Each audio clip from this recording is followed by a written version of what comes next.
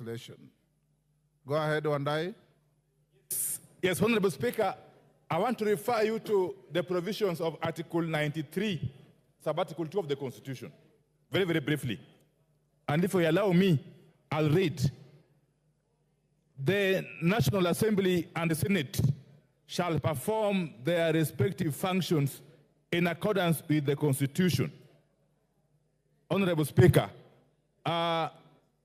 if you go further to Article 108, Honorable Speaker, of the Constitution, especially 108 Sub-Article 1, where it clearly provides that there shall be a leader of the majority party and a leader of the minority party. It goes further at Sub-Article 3, Honorable Speaker, to say that the leader of the minority party shall be the person who is the leader in the National Assembly of the second largest party or coalition of parties. But finally, at Sub-Article 4, it provides the order of precedence in the National Assembly, which is obvious, Honorable Speaker. It's the Speaker, the leader of majority, and the leader of minority. Honorable Speaker, pursuant to these provisions, the Parliamentary Service Commission has proceeded to facilitate these offices, and particularly the office of the leader of the minority party, which I am privileged to occupy as we speak, Honorable Speaker. Honorable Speaker, part of the facilitation of that office is the enabling of the office to hire officers.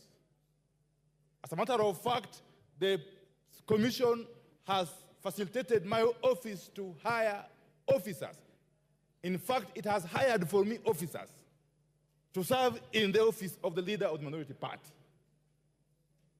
to enable that office to perform its functions effectively, Honorable Speaker. And I believe that is the case with the office of the leader of the majority party and other offices in the National Assembly. Honorable Speaker, one of the officers in my office is the person holding the office of the policy analyst. Honorable Speaker, the policy analyst in the office of the leader of minority party plays a very, very crucial role in enabling the holder of that office to perform his work.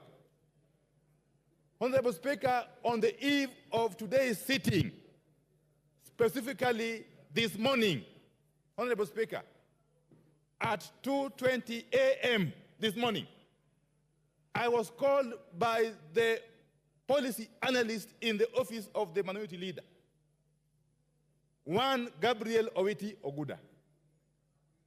GABRIEL OGUDA. That is the policy analyst in the office of the leader of minority. He called me this morning under distress that there were people, in fact he called them cops. I think cops means policemen. At his gate, breaking into his compound. The issues I'm raising are so serious that I want to request my brother Pukose to be patient. Honorable Speaker, Mr. Gabriel Oguda called me at 2:20 a.m. this morning, informing me that there are people at his gate who were breaking into his compound.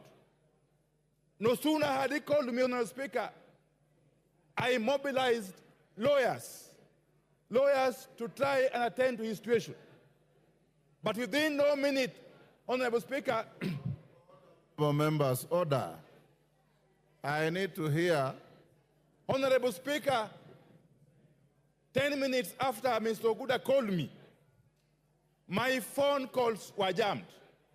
I was unable to call nor to receive calls until about 6:30 this morning. Honorable Speaker, in the ensuing period, these persons actually broke the gate of Honorable Oguda's compound, went further to break his door, and abducted him. Up to this moment, I'm speaking here, we do not know the whereabouts of Mr. Oguda. who is an officer in the office of the leader of the minority party, an officer who is supposed to make our work possible, happening on the eve of this very special day, Honorable Speaker, we don't take it lightly. And I want to explain further, Honorable Speaker. The persons who abducted Mr. OGUDA are not known, even though in his phone call to me at 2:20 a.m., he indicated they were policemen. We have looked in all police stations in Nairobi and environs. He is nowhere to be seen. We don't know whether they kill him or they are holding him in Communicado somewhere. Honorable Speaker, we do not know. Honorable Speaker, Article 29 of the Constitution of the Republic of Kenya protects the right to freedom of every Kenyan citizen. Indeed, even the rights of arrested persons are protected in the Constitution at Article 49, Honorable Speaker. As a matter of fact, nobody is supposed to be arrested without being informed as to why he is being arrested. The Constitution goes further to provide for rights of detained persons. If you are arrested for whatever reason and you are detained, you have got a right to access the services of advocates or lawyers. Up to this morning, up to this moment I'm speaking, the lawyers that I was able to assemble have not been able to access Mr. OGUDA, wherever he is. So what am I saying? What I'm saying, Honorable Speaker, is that this cannot be treated as business as usual. It is the same manner somebody or people can abduct officers assigned to the office of the Speaker. That would be an affront to the independence of the institution of Parliament, Honorable Speaker. Parliament is an independent institution, and this House is not complete without one side of the House. This House is only complete with the majority side and the minority side. Honorable Speaker, before I conclude, let me say this. Some of us have walked this journey, and you know. These are not things that are new to us. But it will be unfortunate if this country were to regress to the dark old days, which we have been accustomed to, and some of us have been victims of. Honorable Speaker, a trend is now emerging of abductions of people in this country by people who we do not know. I am being told this morning from some sources that there is a unit already already established in the police service, and that unit is reporting to nobody. They are reporting to nobody. They are a law unto themselves. He is on a point. They are abducting Kenyans. Wind up. I am on a point of order. Wind up. What is itching, Honorable Serima? Order, honorable members. Order. Order. So can I allow him to prosecute my case? He seems to know more. I'm hearing what. Go on, I'm hearing what you are saying. Yeah, this is...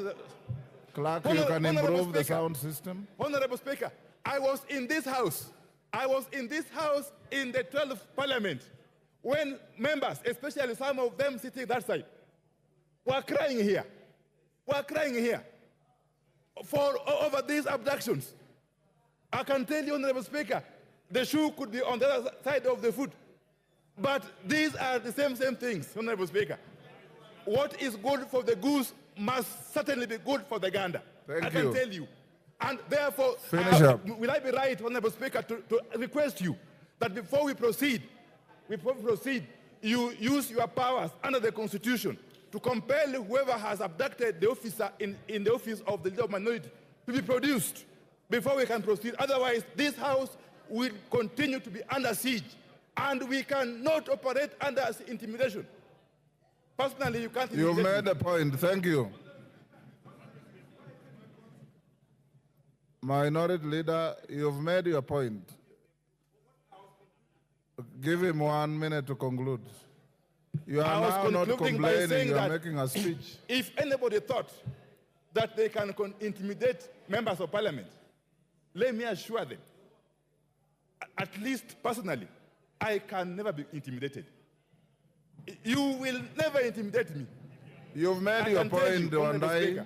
And therefore, I demand on behalf of my coalition That is that extra the material officer that's is unnecessary. released, or at the very worst, taken to court and charged with all offenses he has committed. Thank you. Thank you.